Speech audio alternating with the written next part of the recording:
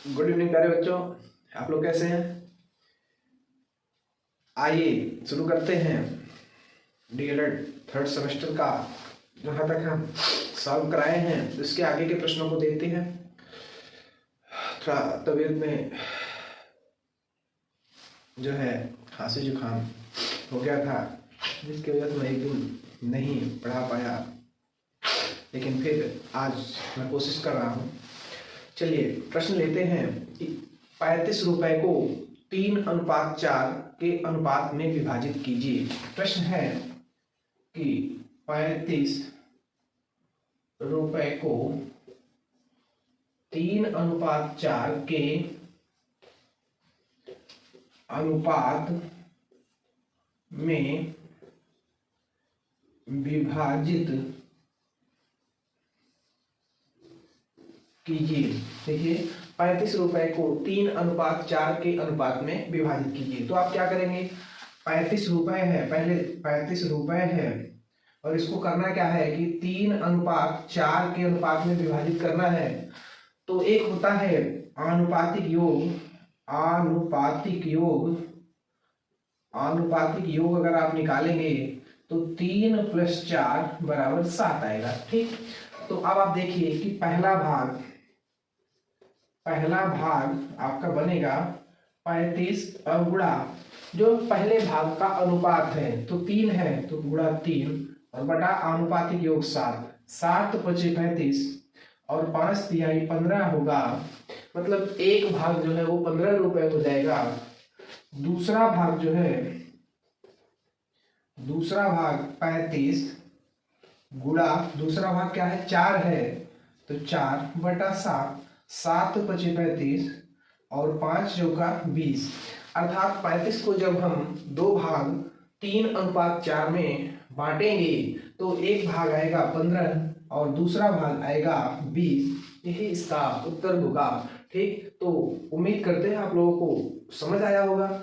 आइए लेते हैं अगला प्रश्न, इसको नोट कर लीजिए आप लोग।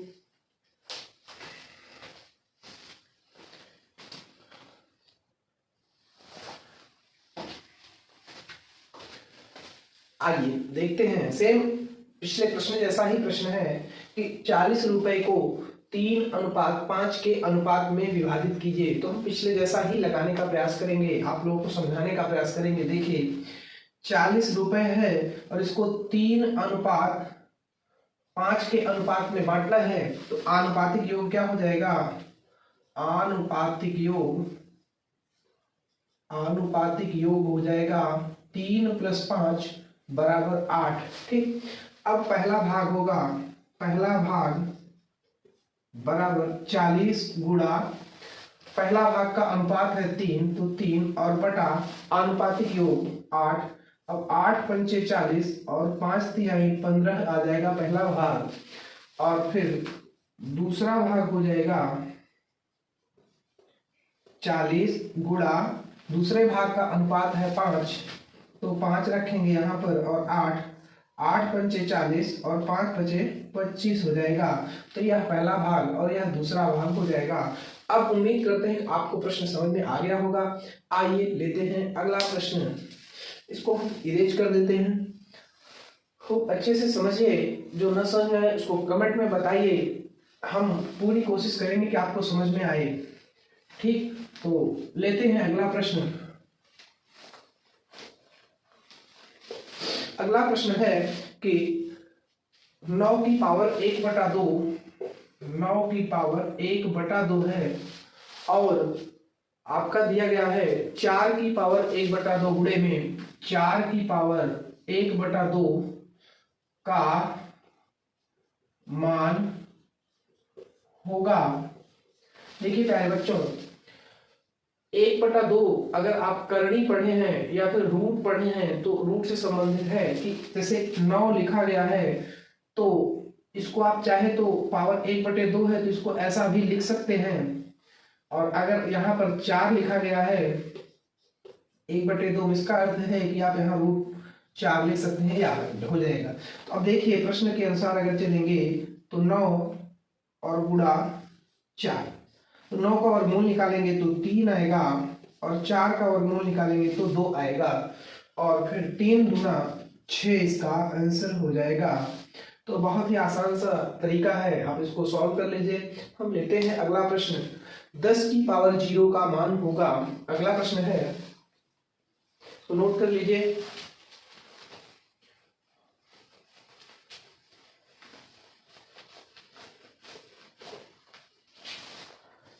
देखिए 10 की पावर 0 का मान होगा। प्यारे बच्चों, किसी भी अंक का जब पावर 0 कर दिया जाता है तो उसका वैल्यू 1 होता है। जैसे दिया गया है 10 की पावर 0, अर्थात इसकी वैल्यू क्या होगी, 1 होगी। हम कहें 1 की पावर 0 तब भी 1 आएगा। हम कहें 2 की पावर 0 तब भी 1 आएगा। 3 की पावर 0 तब भी 1 आएगा। 10 की पावर 0 तब भी 1 आएगा। 20 की पावर 0 तब भी 1 ही आने वाला है। 100 की पावर 0 तब भी 1 ही आने वाला है। हम कहें 500 की पावर 0 तब भी 1 ही आने वाला है। 1000 की पावर 0 तब भी 1 ही आने वाला है। कहने का अर्थ यह है कि किसी भी संख्या चाहे जितनी बड़ी हो चाहे जितनी छोटी हो, अगर उसकी पावर 0 होती है तो उस संख्या का मान 1 हो जाता है। ठीक, तो इसको आप नोट कर ले, समझ ले। हम लेते हैं अगला प्रश्न कि 4 की पावर 3/2 का मान होगा। अगला प्रश्न है, इसको मिटा देंगे। अगला प्रश्न है,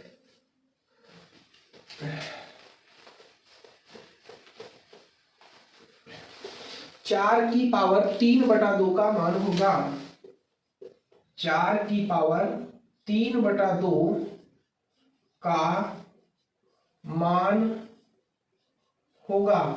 तो देखिए प्यारे बच्चों कि 4 है तो 4 की पावर 3/2 लिखा गया है, और इसको अगर आप सॉल्व करेंगे आप इसको लिख सकते हैं कि 2 की पावर 2 गुणा 3/2, क्योंकि 4 को आप 2 की पावर 2 लिख सकते हैं और गुणे में ये 3/2। अब इस 2 से यह 2 कट जाएगा तो आपका बचेगा 2 की पावर 3, अर्थात 2 गुणा 2 और गुणा 2, 2 दूना 4 दूना 8 इसका आंसर हो जाएगा।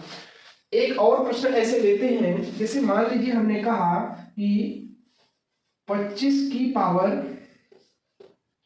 3/2। अब देखिए सरल करते हैं इसको, तो आएगा 25 को लिख सकते हैं 5 की पावर 2, और फिर इसका पावर अगर लगाएं तो 3/2। अब और आगे बढ़ते हैं, यहाँ पर 2 का गुणा 3 अंश में ही होगा, तो 5 की पावर 2 गुणा 3/2 ऐसा लिखा जा सकता है।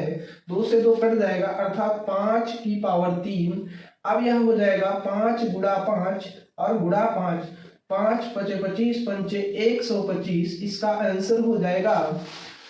उम्मीद करते हैं कि आप लोगों को यह समझ में आ रहा होगा। आइए लेते हैं एक और छोटा सा प्रश्न, जिसे कहे कि 8 की पावर 2/3 अगर ऐसा दिया गया हो तो आप क्या करेंगे कि देखें 8 को आप पावर्स के रूप में ले जाएंगे तो ये बनेगा 2 दूना 4 दूना 8, अर्थात 2 की पावर 3 और फिर की पावर 2/3।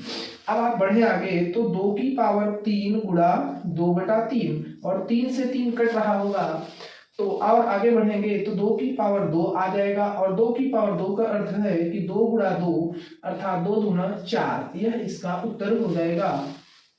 उम्मीद करते हैं आपको यह प्रश्न समझ में आ गया होगा। हमने प्रश्न 1 दिया था, 2 अपनी तरफ से लिखकर आप लोगों को 2 एग्जाम्पल्स और समझाने की कोशिश की है, और हम ये उम्मीद कर सकते हैं कि आपको समझ में आया होगा। आइए अब लेते हैं अगला प्रश्न।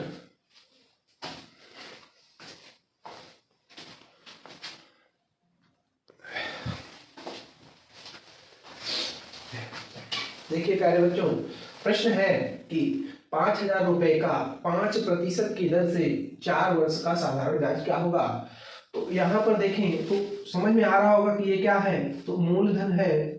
मूलधन जिसे आप प्रिंसिपल कहते हैं, P बराबर आपका 5,000 दिया गया है, और दर जो है जिसे आप रेट कहते हैं R इक्वल टू 5% दिया गया है, और समय जिसे आप टाइम कहते हैं T बराबर 4 वर्ष दिया गया है।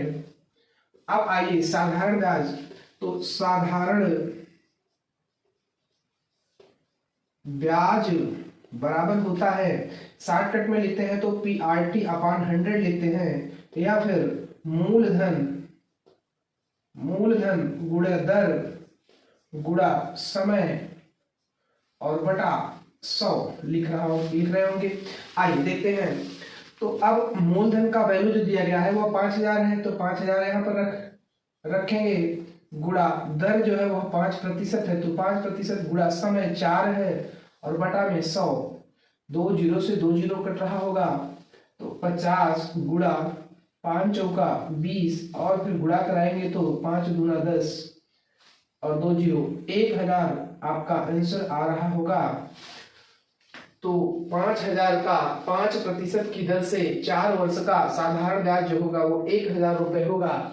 उम्मीद करते हैं कि आपको यह समझ में आया होगा। आइए इसी तरीके से हम कुछ और प्रश्नों को आपको सॉल्व कराते हैं। इसको आप नोट कर लीजिए, नोट कर चुके होंगे, घबराने की कोई जरूरत नहीं है। हम एक एक प्रश्न को, एक एक तरीके को कई कई एग्जाम्पल्स के साथ आपको बताने वाले हैं, ताकि आपका कोई भी मन का जो डाउट है वह न रह जाए। मान लीजिए हमने लिखा 8000 रुपए का 10% की दर से 3 वर्ष का साधारण ब्याज निकालना हो, तो आप कैसे करेंगे? तो नियम वही लगेगा कि साधारण ब्याज बराबर मूलधन 8000 गुणे दर 10% गुणा समय 3 वर्ष बटा 100। देखिए 2 जीरो से 2 जीरो कट जाएगा, 800 यहां बचेगा और 3 एकम 3, तो 8 3 2400 आपका साधारण ब्याज आ रहा होगा। इसको नोट कर लीजिए। उम्मीद करते हैं अब यह आपको समझ में आ गया होगा। अब लेते हैं अगला टॉपिक, अगला प्रश्न, इसको नोट कर लीजिए।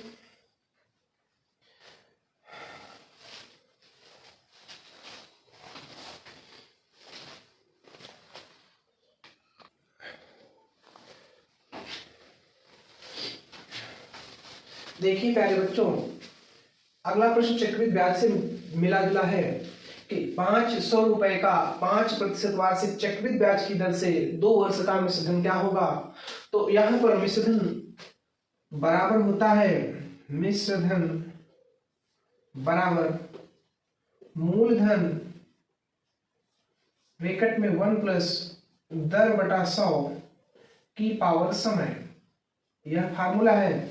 अगर आप इसको ऐसे लिखें तो A बराबर अमाउंट, A बराबर principal P, 1 plus rate R/100 की पावर T समय।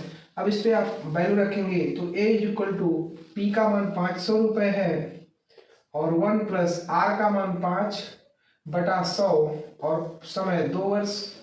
A = 500, 5 20 में 100 और 20 इसको हम करेंगे तो 1 प्लस 1 बटा 20 की पावर 2 और हल करेंगे 500, 20 एकम 20 21 बटा 20 की पावर 2 और आगे बढ़ेंगे तो 500 पावर 2 है अर्थात गुणा 2 बार होगा, 21 बटा 20 गुणा 21 बटा 20। अब देखिए कि 2 जीरो से 2 जीरो कट रहा होगा, 5 गुणा 21, 21 में 441 बटा 2 दूना 4, हल करिए, 5 का गुणा कराएंगे तो 5 एकम 5, 5 चौका 20 की 0 हासिल 2, 5 चौका 20 2 22 और बटे में 4। अब आप भाग कर देंगे तो 4 पंचे 20, 2 बचा, 4 पंचे 20 और फिर 4 एकम 4, 4 एकम 4 दशमलव 4 दूना 8, 4 पंचे 20 अर्थात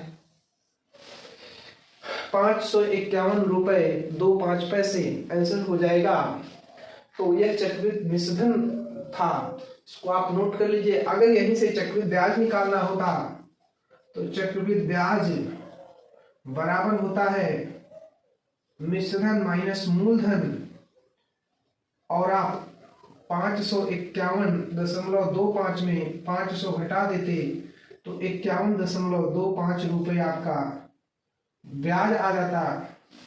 तो इस तरीके से ब्याज भी निकल जाता। ठीक, तो उम्मीद करते हैं ये आपको समझ में आया होगा। मिलते हैं कुछ और प्रश्नों के साथ अगले वीडियो में। Thank you.